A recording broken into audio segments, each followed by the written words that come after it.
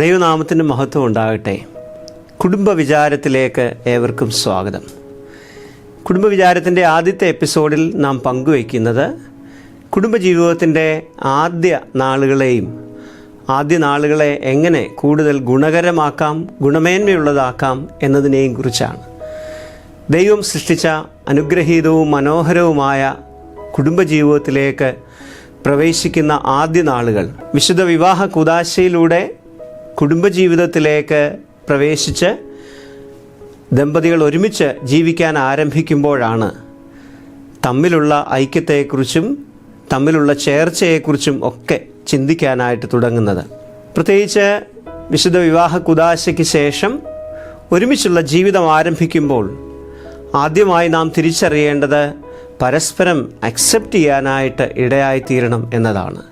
പരസ്പരം സ്വീകരിക്കാനായിട്ട് ഇടയായിത്തീരണം. രണ്ട് കുടുംബങ്ങളിൽ, രണ്ട് പശ്ചാത്തലത്തിൽ, രണ്ട് സംസ്കാരങ്ങളിൽ ഒക്കെ ജീവിച്ച യുണീക്കായിട്ടുള്ള വ്യക്തികളാണ് ഒരുമിച്ച് ഒരു കുടുംബമായി തീരുവാനായിട്ട് പോകുന്നത്. അത്തരത്തിലൊരു കുടുംബമായി ജീവിക്കാൻ ഒരുങ്ങുമ്പോൾ ഇത് ദൈവത്തിൻ്റെ വലിയൊരു പദ്ധതിയാണ് എന്ന ഒരു തിരിച്ചറിവ് അടിസ്ഥാനപരമായിട്ടുണ്ടാകണം. കാരണം വിശുദ്ധ വിവാഹ കൂദാശയിലൂടെയാണ് ഓരോ കുടുംബവും ഈ ലോകത്തിൽ രൂപപ്പെടുത്തുന്നത്. അത് ദൈവത്തിൻ്റെ വലിയൊരു പദ്ധതിയാണ്.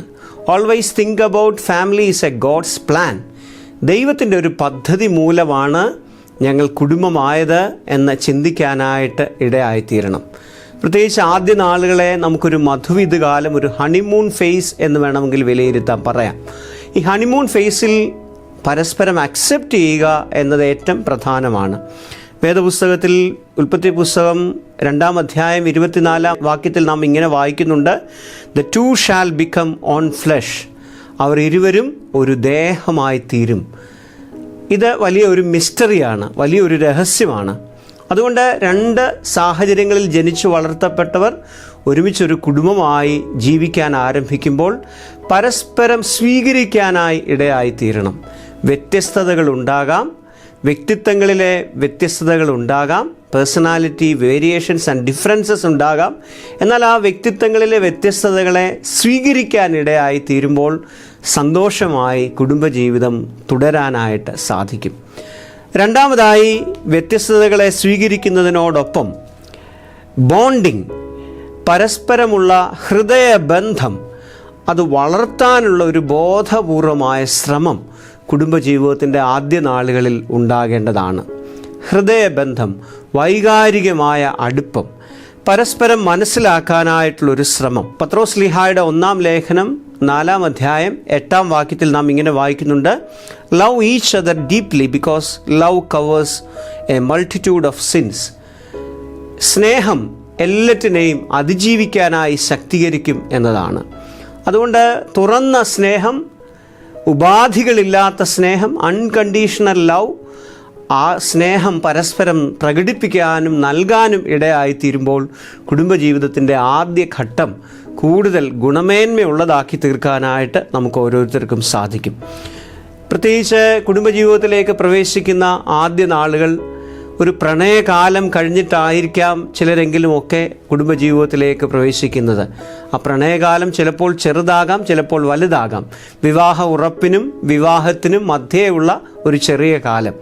ആ കാലഘട്ടത്തിൽ തമ്മിൽ വളരെയധികം സംസാരത്തിലൂടെ ഒക്കെ അടുക്കുന്നുണ്ടാകാം. ഒരുമിച്ച് ജീവിക്കാൻ തുടങ്ങുമ്പോൾ ചിലപ്പോൾ തോന്നും, അതുവരെ ചുറ്റുമുള്ളവരെക്കാൾ ഏറ്റവും സുന്ദരിയാണ് തൻ്റെ പങ്കാളി എന്ന് തോന്നിയ ആൾക്ക് ഒരുമിച്ച് ജീവിക്കാൻ തുടങ്ങുമ്പോൾ തൻ്റെ പങ്കാളി ഒഴിച്ച് ബാക്കി ചുറ്റുമുള്ളവരെല്ലാം വളരെ ഭംഗിയുള്ളവരാണല്ലോ എന്ന് തോന്നാനൊരു സാധ്യതയുണ്ട്.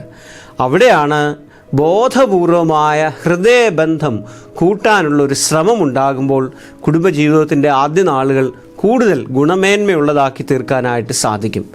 മൂന്നാമതായി, കമ്മ്യൂണിക്കേഷൻ, അക്സെപ്റ്റൻസ്. 2, ബോണ്ടിങ്.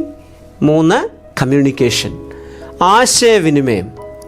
എത്ര ഭംഗിയായി ആശയവിനിമയം കുടുംബജീവിതത്തിൽ സാധ്യമായി തീരുന്നുവോ അത്രയധികം ഗുണമേന്മ തീർച്ചയായും കുടുംബജീവിതത്തിൽ ഉണ്ടാകും എന്നതിൽ സംശയമില്ല. കൊലോസ്യർക്ക് എഴുതിയ ലേഖനം 4-ാം അധ്യായത്തിൻ്റെ 6-ാം വാക്യത്തിൽ നാം ഇങ്ങനെ വായിക്കുന്നുണ്ട്, let your conversation be always full of grace.